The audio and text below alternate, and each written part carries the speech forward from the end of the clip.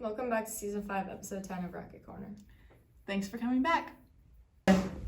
Here's the announcements. Zach is here. Okay, so Millstream Career Center will be here from 12:30 to 1:30 to meet with the sophomores. Also, sophomores, if you're still watching this, you have a class meeting in the auditoria right now in homeroom. So be there. Veterans Day is on November 11th, 2020, and it has been on November 11th ever since the Great War had ended and the Treaty of Versailles was signed on June 28th, 1919, outside of France. The reason why November 11th is a special day is because it honors the 11th hour of the 11th day and the 11th month of which was the treaty was signed. In 1954, President Dwight D. Eisenhower changed the name from Armistice Day to Veterans Day and has been called that ever since. Other countries also have Veterans Day, like Great Britain and other European countries. Every year on the 11th, the people will give 2 minutes of silence to represent the fallen and still living veterans who fought for their freedom at 11 a.m. Arlington Cemetery is where over 400,000 military people have been buried in Washington, D.C. There are 13 folds in the American flag, and each of them have a certain meaning to it. Here are the 13 folds and their meaning. Fold 1, the symbol of life. Fold 2, the belief in eternal life.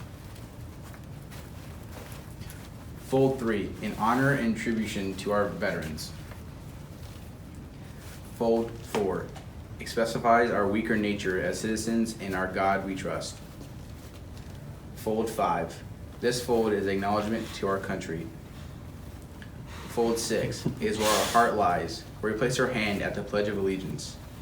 Fold 7, it is in contribution to our armed forces. Fold 8, for the ones who have entered the valley of shadow death. Fold 9, it is an honor to womanhood. Fold 10, in tribute to our Father who has given his sons and daughters to fight for our country.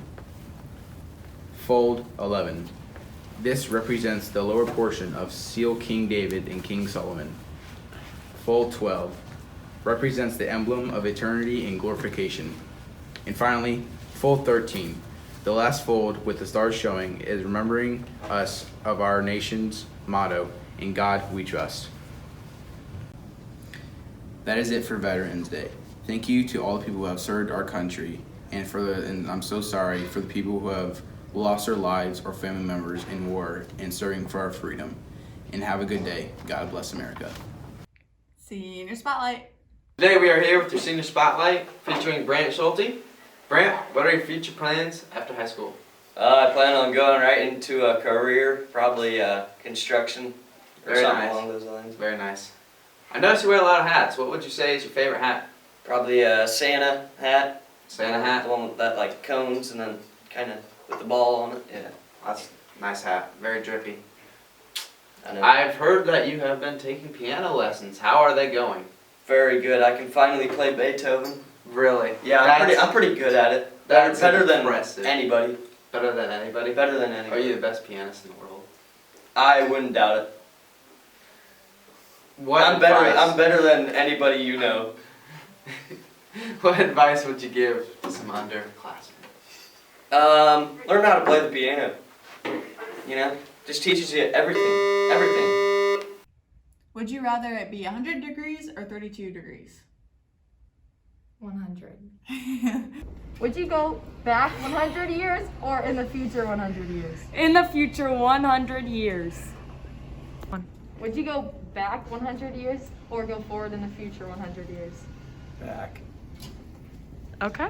Would you go back 100 years or go in the future 100 years? Go in the future. Trick of the day. Today we have Bryce with the trick of the day, breaking pencils. Today is National Nacho Day. Yo. Today is National Nacho Day. On November 6th, National Nacho Day recognizes the snack favorite at sporting events across the country. In their purest form, nachos are tortilla chips covered in nacho cheese or other melted cheese and served with salsa. Where nachos began. First created sometime around 1943, the popular and loved nachos are of Mexican origin. History tells us that Ignacio Nacho Anaya created the original nachos in 1943. According to his son, his father was the maitre d' in El Moderno Restaurante in Piedras Negras. One evening, after the kitchen staff had left, a group of Army wives stationed in Fort Duncan and Eagle Pass came into the restaurant after a long day of shopping when they were hungry for a snack. Anea prepared some tostadas cut into triangles. After topping them with shredded cheese and sliced jalapenos, he heated the dish in the oven. They were such a hit that the Army wives that named the snack the Nachos Special before he could make another batch.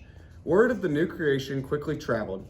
People from all over tried them, loved them, and over time, the name changed. Eventually, Nachos Special became Special Nachos. The original recipe is printed in the 1954 St. Anne's Cookbook. The popularity of the new dish spread swiftly throughout Texas and the Southwest and has since gained millions of fans across America. Nachos today. We call nachos with an abundance of toppings, loaded nachos, super nachos, or even nacho supreme.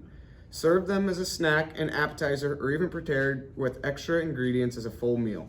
Since the time of the original nachos, the toppings have expanded. Today, we add beef, chicken, and seafood, along with a variety of seasonings. This snack even satisfies the pickiest eater. Whether you're a vegan to full-on carnivores, there's a nachos recipe for you. Silas, do you smell that? Smells like nachos. Yeah. Welcome back to the cooking segment. Today we're making nachos because it's National Nacho Day. Okay, so the first thing you'll need is meat, and we made this the night before. And then you need chips, and then just nacho cheese. So now you're gonna take your cheese and pour it into a bowl and microwave it until it's warm. Okay, so now you're gonna take your tortilla chips and put them on your plate. Just, spread them out. And then put the meat on it.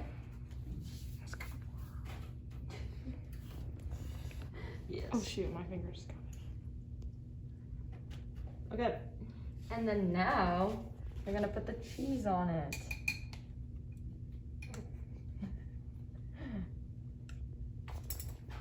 So now we're gonna test out the nachos. This is what they should look like when you're done. Uh-oh. Oh no, man. That doesn't have anything Gotta on get it. some meat and oh, that didn't work very well.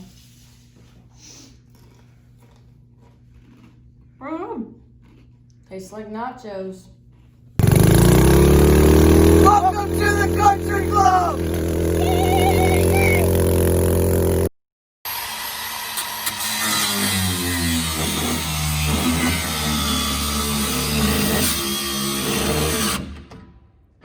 Gotta lube them up.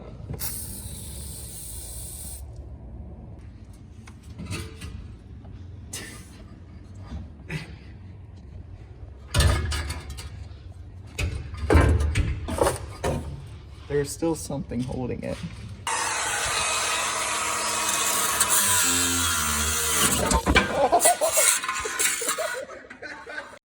And that's how you cut off an exhaust.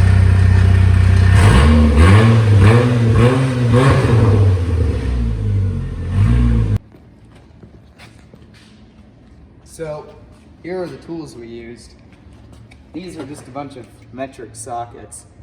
You'll use metric or standard, depending on where your vehicle was made. Here's some lube to lube up all the bolts and stuff that you gotta take off. And impact to take the nuts and stuff off, or a ratchet. Here's just a standard socket we used, a 1/2 inch. And the wire brush to clean all the rust off the nuts. And the hammer, just because you always need a hammer.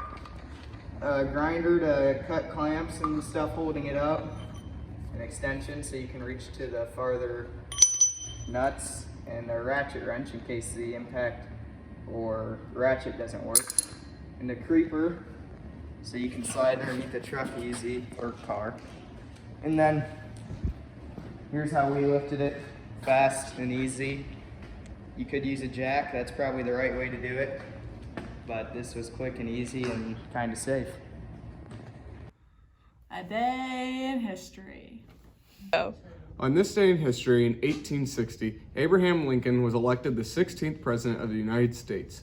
Lincoln paved the way for the abolition of slavery and led the North in the Civil War. On April 15, 1865, he was assassinated by John Wilkes Booth at Ford's Theater in Washington, D.C. while he was attending a show. Hope you guys enjoyed this week's episode of Rocky Corner. Come back next week for some more information and fun.